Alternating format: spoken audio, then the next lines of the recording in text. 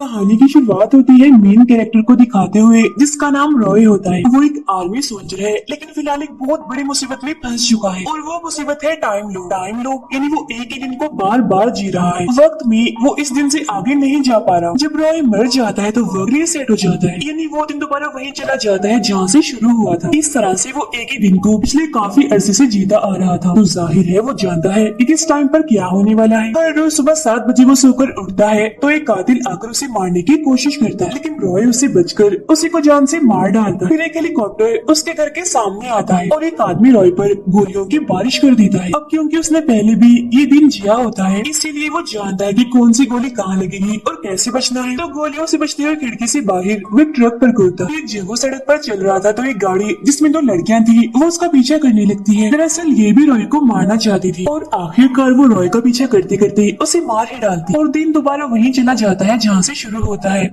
Reset. अब इस तरह से बार बार मरने पर वो ये सीख ही लेता है कि उन लड़कियों से कैसे बचना है। जब वो उन दोनों लड़कियों से बच जाता है तो उसके सामने एक लड़की आ जाती है जो एक तलवारबाज थी। उसे तलवार काफी अच्छी चलानी आती थी। एक और कातिल है जो हर रोज उस पर बॉम्ब गिराता रहता है। अगर रॉय इन दोनों से बच भी गया तो यहाँ एक और कातिल भी है जो रॉय को मारना चाहता है और उससे काफी बहादुर भी है। अगर इससे भी वो बच गया तो इसके सामने 2 जर्मन आ जाते हैं जिनके हाथ में बड़ी बड़ी गन्स हैं। पर जैसे तैसे अगर वो इससे भी बच जाता है तो उसका हम शक्ल एक आदमी है वो रॉय को मार देगा और इसे हम नाम देंगे रॉय नंबर 2 का। अब इस तरह से बहुत सारे लोग हैं जो रॉय को मारते रहते हैं। अगर वो एक से बच गया तो दूसरा उसे नहीं छोड़ेगा, दूसरे से भी बच गया तो तीसरा तो उसे किसी भी सूरत मार ही देगा। यानी कुछ भी कर ले वो उसे हर रोज मरना ही है, चाहे वो किसी के भी हाथ से मर जाए। यही हम जान पाते हैं कि उसकी वाइफ भी है और उसकी वाइफ को रॉय के टाइम लूप के बारे में अच्छे से पता है। एक दिन मौका देकर वो अपनी वाइफ को कॉल करता है उसके लैब में क्योंकि वो वहाँ पर काम करती है। लेकिन फोन उसकी वाइफ का बॉस उठाता है और रॉय को बताता है कि तुम्हारी वाइफ का एक्सीडेंट हुआ था जिसमें उसकी मौत हो गई। अब हर रोज रॉय एक होटल में जाता है जहाँ वो हमेशा से ही एक लड़की को देखता रहता है जिसे वो पसंद करता है। यही एक लड़का उसका दोस्त बन जाता है जो हमेशा से ही उसे समझाते रहता है कि कभी भी गलत काम नहीं करने चाहिए जैसे कि खून, चोरी, बाकी बुरे काम, क्योंकि इसका हमारे माशरे और सिक्योरिटी पर काफी बुरा असर पड़ता है। लेकिन रॉय उसकी बातों पर ध्यान ना देते हुए उस लड़की को देखता रहता है। फिर जैसे ही 12:48 होते हैं बहुत सारे लोग उसे मारने के लिए होटल में आते हैं।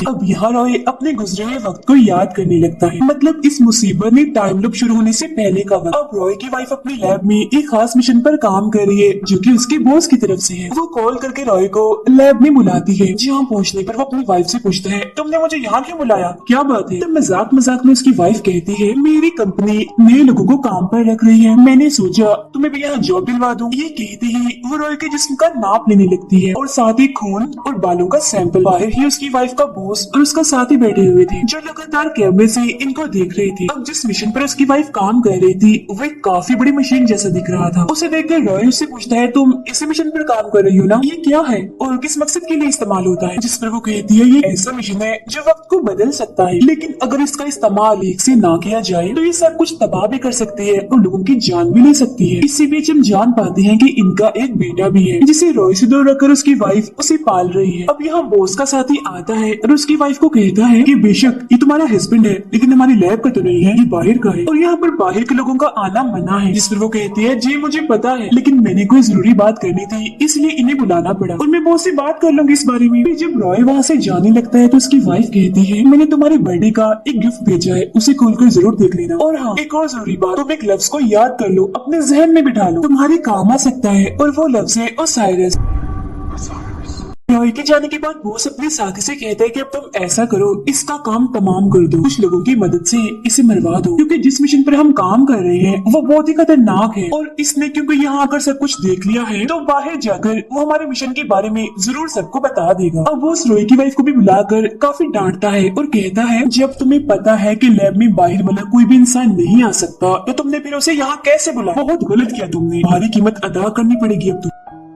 इसी रात रॉय जब एक बार में बैठा था तो उसके पास एक लड़की जो डेंटिस्ट होती है वो आई और दोनों की काफी अच्छी दोस्ती हो जाती है। फिर जब वो लड़की रॉय के पास नहीं होती तो उसकी वाइफ की कॉल आती है जो रॉय से कहती है, मेरी बात सुने, मैं एक बहुत बड़ा काम करने वाली हूँ और इसमें मुझे तुम्हारी मदद चाहिए। लेकिन उसका बॉस टेलीफोन की तार काट देता है और वो अपनी पूरी बात रॉय को नहीं बता पाता। फिर उसकी वाइफ रॉय के खून और बालों के सैंपल उस मिशन में रखने की कोशिश करती रहती है, लेकिन उसे ऐसा करता हुआ उसका बॉस देख लेता है और अपने साथी को उसे रोकने के लिए भेजता है। अब इसी सीन के साथ गुजरे हुए वक्त का ख्याल खत्म हो जाता है जो रॉय देख रहा था। ख्याल से बाहर आते ही रॉय को अपनी वाइफ का बर्थडे गिफ्ट याद आता है और उसकी वाइफ ने कहा भी था कि उसे जरूर देख लेना। फिर जब वो गिफ्ट को खोलता है तो वो एक किताब थी और वो लव्स यानी ओसाइरस जिसे उसकी वाइफ ने याद करने को कहा था वो भी लिखा हुआ था। तब यहाँ हेलीकॉप्टर आ जाता है रॉय को मारने के लिए, लेकिन हमेशा की तरह वो उनसे बच जाता है और वो एक जगह पर आकर इस किताब को पढ़ने लगता है। किताब की कहानी को पढ़ने के बाद रॉय सोचने लगता है कि ये कहानी मेरी मदद कैसे कर सकती है। यही वो अपने बेटे को देखकर उसका पीछा करने लगता है उससे बात करने के लिए। तभी हम देखते हैं कि यहाँ बनी सारी स्क्रीन्स में खराबी आ गई है, लेकिन उस तरफ रॉय का ध्यान नहीं जाता। रॉय अपने बेटे के पास जाकर उसे पूछता है, बेटा आपको इस वक्त स्कूल में होना चाहिए, आप यहाँ क्या कर रहे हैं। फिर अब वो अपने बेटे को लेकर उस जगह से बाहर आने लगता है। इसी वक्त वो टाइम देखता है तो 12:50 हो रही थी। वो सोचने लगता है कि रोज वो सारे कातिल 12:48 पर यहाँ आ जाते हैं मुझे मारने के लिए। अब 12:50 हो रहे हैं, अब तक उन्हें आ जाना चाहिए था, मुझे मार देना चाहिए था। लेकिन हाँ, मुझे इतना पता है कि उन्होंने मेरे अंदर एक छोटी सी डिवाइस लगाई हुई है मुझे ढूंढने के लिए, तो जरूर कुछ ही देर में वो यहाँ आ ही जाएंगे और मुझे मार ही देंगे। अभी उसका ये सोचना ही था कि वो कातिल यहाँ पर आ ही जाते हैं और उसे मार ही देते।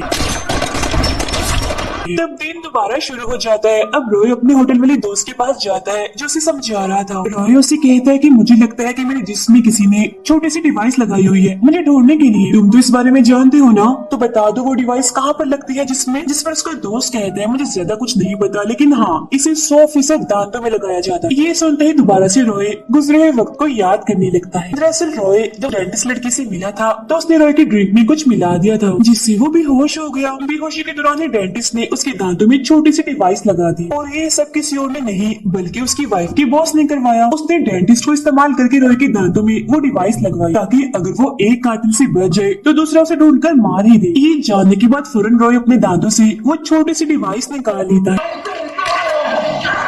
तब यहाँ रॉय नंबर 2 आता है, उसे मार देता है। अगली सुबह रॉय की आंख खुलती है। अब जाहिर है ये नया दिन था तो उसके मुंह में ये डिवाइस थी जिसे वो फौरन निकाल कर फेंक देता है। यही उसके साथ वो डेंटिस्ट भी थी जिससे वो पूछता है कि आखिर तुम्हें ऐसा करने के लिए किसने कहा, जिस पर वो बता ही देती है कि तुम्हारी वाइफ के बॉस के कहने पर मैंने ऐसा किया। अब रॉय इसी डिवाइस की मदद से सारे कातिलों को मारता रहता है। उन्हीं कातिलों में से एक का फोन लेकर वो अपनी वाइफ के बॉस को कॉल करता है और कहता है, मेरी वाइफ को तुमने मार दिया है ना, मैं इसका बदला लेने के लिए आ रहा हूँ। अब वो बॉस के लैब में जाने लगता है, लेकिन हर बार वहाँ की सिक्योरिटी उसे मारती रहती है और फिर एक दिन वो सभी को मारकर आखिरकार अंदर आ ही जाता है। लेकिन इसके सामने वो तलवारबाज लड़की आ जाती है और अब वो हर बार इसके हाथों मरता रहता है। यही उसकी वाइफ का बॉस उससे बात करता है जिससे रॉय को पता चलता है कि बॉस की लैब में जिस मिशन पर उसकी वाइफ काम कर रही थी असल में उस मिशन का नाम ओसाइरस है, जिसके बारे में बताने के लिए उसकी वाइफ ने रॉय को वो किताब भी गिफ्ट दी थी क्योंकि डायरेक्ट वो उसे इस बारे में नहीं बता सकती। और उसकी वाइफ ने ये भी कहा था कि इससे पूरी दुनिया बर्बाद भी हो सकती है। दरअसल उसका बॉस इस मिशन के जरिए वक्त को बदलना चाहता था और पूरी दुनिया का बादशाह बनना चाहता था। अब अपने बॉस को रोकने के लिए उसकी वाइफ ने रॉय को टाइम लूप में फंसाया और मिशन में थोड़ी खराबी कर दी। अब रॉय होटल में उस लड़की के पास आता है जिसे वो देखता रहता है। वो भी दरअसल तलवारबाजी में काफी माहिर थी। रॉय उससे कहते हैं, मुझे भी तुम तलवारबाजी सिखा दो ना प्लीज। तो वो उसकी बात मान जाती है और रॉय को काफी अच्छी तलवारबाजी सिखा देती है। और अब की बार रॉय लैब में गन्स लेकर नहीं बल्कि तलवार लेकर जाता है और आखिरकार उस तलवारबाज लड़की को मार ही देता है जो कब से उसका रास्ता रोकती आ रही। इसके बाद वो बॉस को मारने के लिए जाता है। तब बॉस रॉय से कहता है कि अगर तुम मुझे मारोगे तो तुम्हारा बेटा भी मारा जाए। लेकिन इसके बावजूद भी वो उसके एक नहीं सुनता और बॉस को मार देता है। रॉय फौरन अपने बेटे को बचाने के लिए उस जगह पर पहुंचता है जहाँ उसे उसका बेटा मिला था, लेकिन तब तक काफी देर हो चुकी थी क्योंकि बॉस के लोग उसके बेटे को मार चुके थे। इसी दौरान उस मिशन को चला दिया जाता है जिससे वहाँ एक काफी बड़ा धमाका होता है जिसमें काफी लोगों के साथ साथ रॉय भी मर जाता है। अब अगली सुबह जब वो जागता है तो काफी मायूस और दुखी हो चुका था, ये सोचकर कि इतनी मेहनत की मैंने लेकिन कोई भी फायदा नहीं हुआ, इसीलिए वो हमेशा की तरह बार बार उन कातिलों से मरता रहता है। अब वो सोचता है कि वैसे तो ये सब खत्म होने वाला है नहीं, तो मैं ऐसा करता हूँ हर बार अपने बेटे के साथ टाइम गुजार लेता। तो वो ऐसे ही करता है, अपने बेटे के साथ काफी अच्छा वक्त गुजारता है। दोनों काफी खुश होते हैं। रॉय अपने बेटे को ये नहीं बताता कि मैं तुम्हारा फादर हूँ, वो बस ये कहता है कि मैं तुम्हारा एक दोस्त हूँ। उनकी बातचीत के दौरान उसका बेटा कहता है कि आज मैंने मामा से बात की। ये सुनकर रॉय काफी हैरान हो जाता है और सोचने लगता है कि इसका मतलब ये है मेरी वाइफ मरी नहीं बल्कि अभी जिंदा है। वो लैब में जाकर बॉस के साथी को मार मार कर उसे अपनी वाइफ के बारे में पूछता है। इस पर वो बताने लगता है कि तुम्हारी वाइफ ने उस मिशन में थोड़ी खराबी कर दी ताकि बॉस उसे इस्तेमाल ना कर पाए। जब बॉस को इस बारे में पता चला तो उसने तुम्हारी वाइफ को मार दिया। अब कैमरास के जरिए रॉय को पता चलता है कि इन्होंने उसकी वाइफ को 7:14 पर मारा था। तब यहाँ वो अपनी वाइफ को बचाने के लिए खुदकुशी कर लेता है। इस बार क्योंकि वो खुदकुशी करके मरा था इसीलिए वो 7 बजे जागता है। अब अपनी वाइफ को बचाने के लिए उसके पास सिर्फ 14 मिनट होते हैं। अब रॉय जहाँ था वहाँ एक हेलीकॉप्टर आता है जिसकी मदद से वो बॉस के लैब में जाता है। फिर वो एक काफी ताकतवर गन से लैब में मौजूद उन सभी लोगों को मार देता है जिन्होंने 7:14 पर उसकी वाइफ को मारना था। इस तरह से उसे बचा लेता है। यहाँ रॉय की वाइफ उससे माफी मांगती है कि प्लीज मुझे माफ कर देना, ना चाहते हुए भी मुझे तुम्हें उस टाइम लूप में फंसाना पड़ा क्योंकि बॉस को रोकने के लिए मेरे पास और कोई रास्ता नहीं था। और ये बात तुम्हें मैं डायरेक्ट साफ साफ नहीं बता सकती थी क्योंकि बॉस के लोगों ने मुसलसल मेरे ऊपर नजर रखी हुई, इसीलिए मैंने तुम्हें टाइम लूप में फंसाया और इस मिशन में थोड़ी खराबी कर दी। ये खराबी भी तुम्हारे जरिए ही की मैंने क्योंकि तुम्हारे बालों का और खून का जो सैंपल मैंने लिया था उसे ठीक मौका देकर मैंने इस मिशन में डाल ही दिया। इसीलिए तुम इस मिशन जो एक मशीन जैसी है इसमें जाकर सब कुछ ठीक कर सकते हो। मतलब अगर तुम इस मिशन में जाओगे तो टाइम रीसेट हो जाएगा और तुम अपने वक्त को दोबारा से शुरू कर सकते हो, यानी कि टाइम लूप से तुम्हारी जान छूट जाएगी, टाइम लूप खत्म हो जाएगा और तुम दिन में आगे बढ़ जाओगे। यहाँ उसकी वाइफ की आंखें भर आती है कि जिस रॉय को मैं चाहती थी जो अच्छा इंसान बने वो वापस लौट ही आया, यानी उसने अपनी वाइफ बच्चे और सबको बचाने के लिए अपनी जान खतरे में डाल दी। इसके बाद वो अपनी वाइफ को आखिरी गुड बाय कहकर उस मिशन में चला ही जाता है। और इसी के साथ ये फिल्म यहीं पर